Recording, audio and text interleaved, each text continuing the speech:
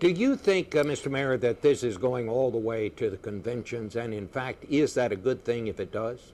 Well, we were all joking about traversing the nation, and I'll be in Texas tonight. I can tell you, I'd like it to be over, but this is a campaign, and it's a tough campaign. These are two great candidates. This is the best field of candidates that I can remember since 1968, when Bobby Kennedy, Hubert Humphrey, and Gene McCarthy were running. This is a battle of the Titans, and we're probably going to go all the way to the convention.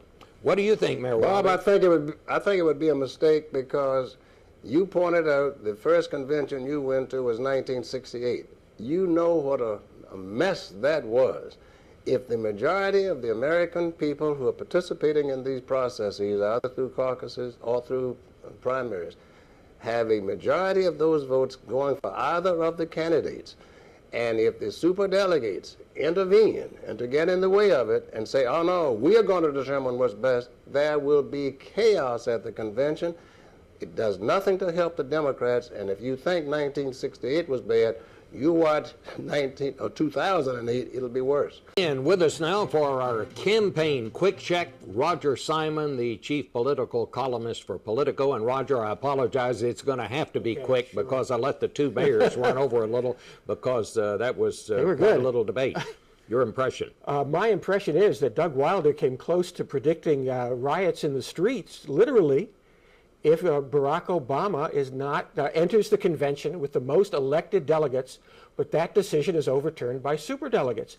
And I think that shows you how sensitive this is, that if anybody gets a majority of elected delegates, goes into Denver, and somehow the system is gamed by superdelegates or the seating of Michigan or the seating of Florida, and that victory is snatched away from them, it will rip the Democratic Party in two. Well, you and I were talking before about, you said you thought there was going to be a really raucous time if it did get to the conventions, and boy, he underlined it. Now, absolutely, because look at what it says. I mean, you know, it's always uncomfortable to bring it up in racial terms, but look at the message that the Democratic Party would be sending to its most loyal voters, African-American voters.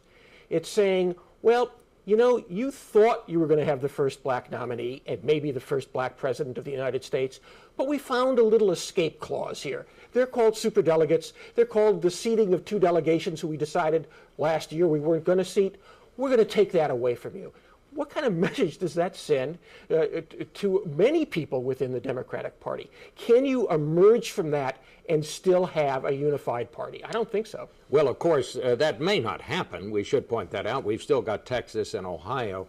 Hillary Clinton really has to do well, though, there, doesn't she? She really has to do well. She has to do well every place. It would be good for her to surprise someplace. It would be good for her to win in Wisconsin.